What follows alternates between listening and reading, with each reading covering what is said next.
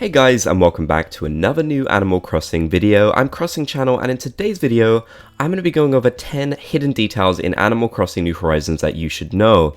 Now, I can't guarantee that you will not know all of these. I'm sure there'll definitely be some of these on this list that you already know, but I'm trying to go over interesting details that I think maybe perhaps some newer players wouldn't know, and then there's some that even players like me who have dipped 1,000 hours into it literally just learned. So I really hope you guys will enjoy this, and if you're excited for this video, be sure to leave a like to show your support.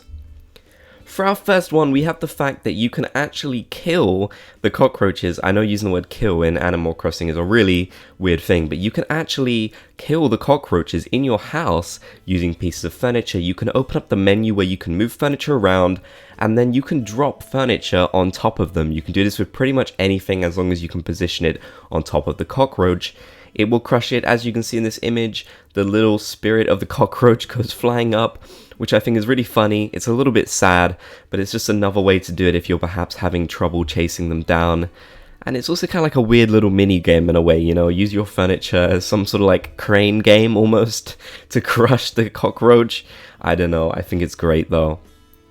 In at number 2, we have a cool one that was shared by my friends at Nookopedia. They run this really great Animal Crossing Wikipedia site. They shared this on their Twitter that I didn't know, that each variant of Mom's plushie has its own name. So first of all, we have the sort of green lion-y type one that's called Bedford. We have the more standard brown one that's called Puppers, very cute. We have the pink one called Pippa. We have the green one called Gertie. We have the darker one called Rory. And we have the sort of yellow and grey one called Dot. Now, I love all of these. I love their different names. I love it when you go to, like, a place that has animals, you know, and they've got all their names up on the wall, and this is kind of how it feels. I'd love for you guys to tell me in the comment section down below which one do you think is the best. For me, I think it's probably Puppers. I mean, it's called Puppers. Like, guys, like, it's called Puppers. But I also kind of like Dot. Dot has, like, this simplicity about it that is really good. But I don't know, guys, Puppers, like, it's called Puppers. Do I need to say anything else? It's called Puppers, guys. Though Rory and Bedford do have probably the most interesting designs. You know, they have those collars, like those lion-y type collars. So, and that one's even called Rory, so maybe that's what they were going for. I'm really not sure, but I love all these guys. Are amazing. In at number 3, we have the fact that if you enter into the bug off or the fishing tournament with friends, whether you're playing locally with them or you're playing online, it's totally free each time you play. Now, it's not like this event is particularly expensive to enter, but I don't know about you guys, I'm kind of poor when it comes to bells. I don't really have many bells in this game at all, I'm not sure why. So yeah, if you want to enter for free, just get some friends over, and they can get it completely free for you, and you can all play together and earn points together. It's really great. I definitely recommend doing this online if you ever get the chance. It's definitely a lot of fun. In at number 4, we have the ability to jump down to any of your unclaimed Nook Miles. Now, they do actually specify this on the screen, so I guess we could debate whether this is a hidden detail or not, but it's personally something that I never noticed myself because it only shows you in that tiny little corner, as you can see where it says jump, close, and select. So this is something I've never really noticed before, and I always found myself just scrolling down like I usually would. But if you press down on the right stick, you can go straight to any unclaimed miles that you have. Of course, this does not work with any of the Nook Mile Plus miles, but it's not really an issue because those are right at the top. You know how to get to those easily. So if you've got any at the bottom that you want to claim, this is a really easy way to do it. It also allows you to scroll faster when you use the right stick to go down up as opposed to the left stick, which it takes much longer. So definitely worth considering if you're the type of person who likes ease and convenience with your gameplay. In at number 5, we have Wisp. Now, there's actually 2 little details I want to mention with Wisp that I found really fun that were mentioned to me by someone on Twitter. This is a really cool one. If you hit Wisp with your net when he's, you know, normal and he's wandering around your island, he will actually still explode as if like you've talked to him. He'll explode into those different spirit pieces. So you can hit him almost like you would a bug, and then he will transform and his spirit pieces will go everywhere without you having to actually talk to him and start up a conversation. It's really interesting. And then the second detail is the one I'm showing on screen, where if you try and hit him with your net when he's like this, he'll tell you, hey, you can't collect me, you should be collecting my spirit pieces, which is just a really funny little detail. I can't believe they even thought to add that in. It's funny to see a special character actually react to you hitting them with the net, because most of the other special characters make no notice of it whatsoever, you know? Flick, CJ, all those ones who wander around, they don't really make any notice of you hitting them with a net, whereas of course your villagers do. So it's fun to see a special character do that as well, and it's something I literally just learned. I'll be honest with you guys, I don't really spend much time with Wisp. I don't think he's a particularly exciting character, that's just my opinion, but he's still cool all the same. In at number 6, we have a detail that they don't really explicitly mention to you. They might at one point, but it's not something that's made super clear. And honestly, I think a lot of people really don't know about this one, because I visited so many Dream Islands. I've literally visited hundreds of Dream Islands now, and there's so many people who have the default greeting in their Dream Island. So basically, if you want to change your Dream Island message, what your character says in your Dream Island when people talk to them, you have to change your passport comment. As you can see, this one says hello. I believe there's a default one that maybe just says welcome or something like that, or greetings, or I don't know. But either way, you've got to change your passport comment if you want to say something in dreams. Now, do bear in mind there's certain things you can't say. You can't swear in your passport comment.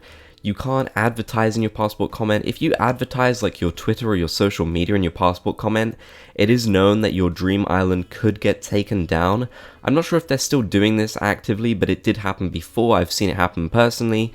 It's not happened to me because luckily I never did that, although I would have liked to, you know, let people know my YouTube account or something via there. I don't really see the harm in that, but apparently Nintendo does. So if you want to change it, just remember that's where you can do it, and be careful about what you put in. Next, we have one that I'm sure a lot of you guys remember, but perhaps maybe newer players who've only just started won't remember this incredible discovery that people found a few months ago. You can actually use the toilets to poop. That's right, if you get a bunch of excess energy, like the things that you eat, like fruits and trees. Well, you don't eat trees, but you get what I mean, the fruits that you eat to move around the trees. You can actually poop it out if you want to get rid of that excess energy that you don't need, you know? Which is really bizarre. I don't know why they did this.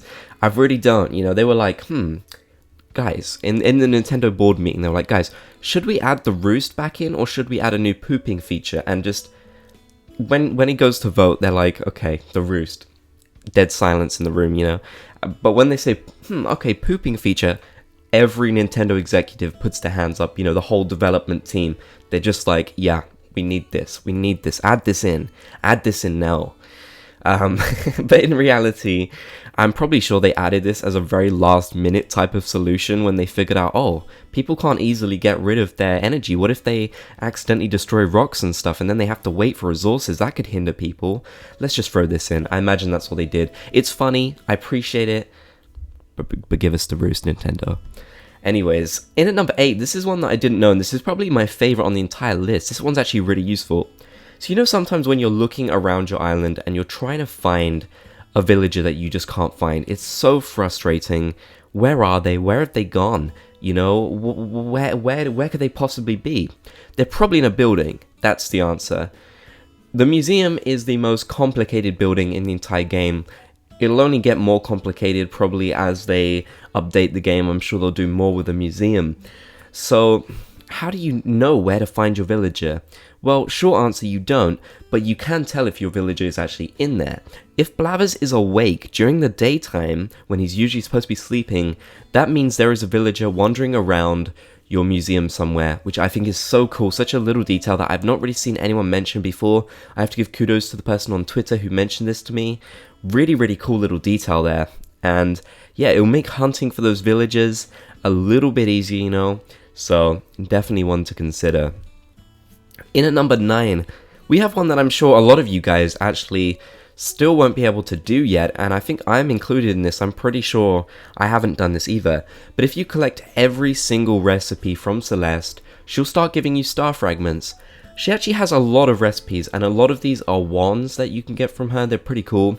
But of course, a lot of them are these like star fragment related type ones, and you'll get the space ones like the lunar lander and the moon and the astronaut and all this cool stuff that you can get from her. So yeah, she has a ton of recipes, but once she's done giving them to you, you can actually start getting star fragments from her. Now this that probably doesn't sound too useful. I'm sure a lot of us have a ton of the regular star fragments, the ones that you get from wishing on the stars. You know, I'm sure we've all seen stars at least once, unless you're very new to the game or just unlucky, which I was for a while, but eventually they seem to come along. So yeah, I'm sure a lot of us have the regular star fragments. I don't know if she'll give you like the special ones, like let's say the Taurus fragment or the Libra fragment. I don't know if she'll do that, or maybe even a large fragment. Maybe there's a chance, I'm not sure. Someone would have to say down in the comments whether that's possible, you know, if they've collected all of these and they've seen that happen. I'd definitely love to know. Drop a comment if that is the case, I would love to hear. Finally, in at number 10, we have one that's just a little bit of fun, to be honest with you. It's not super hidden, but I do think it's pretty cool. So it's known that depending on what type of wallpaper you put on, you will get different types of curtains and windows. You know, some wallpapers won't have windows at all, some will, and you can sort of look around and see what types you want to have to match the style of your home. Now this is cool, but you can actually open and close your curtains in Animal Crossing New Horizons, something you couldn't do in previous games. This is a pretty cool feature, and I'm sure a lot of you guys do know about this one. So again, it's one of those ones where it's like, is this really a hidden feature? But I thought it was still cool to mention because I'm sure there are a lot of people out there who maybe just got the game and haven't really messed around too much with random stuff like that. They're probably just trying to enjoy the game as it is. So this is a cool little detail that you could make use of. You can open and close your curtains in your house. It's just a lot of fun, and it's one of those little details they added just to kind of make Animal Crossing New Horizons more interactive, and that is one of those things I'm grateful for. So I'd love for you guys to tell me in the comment section down below if you have any hidden details that you think are worth knowing and players should discover. Let me know down in the comment section down below. I'd love to hear your thoughts. If you want to help support my channel, click the join button down below the video to become a member of the Bobs Gang. You can get a bunch of cool perks for doing so, and it really helps support my channel every month. Thank you guys so much for watching this video. I really hope you enjoyed. If you did, be sure to leave a like, and you can also subscribe for even more Animal Crossing content. You can also check out 2 videos on the right side. There's a video and a playlist for you to check out, and you can check out my links and my merch in the video description down below. So once again, thank you for watching.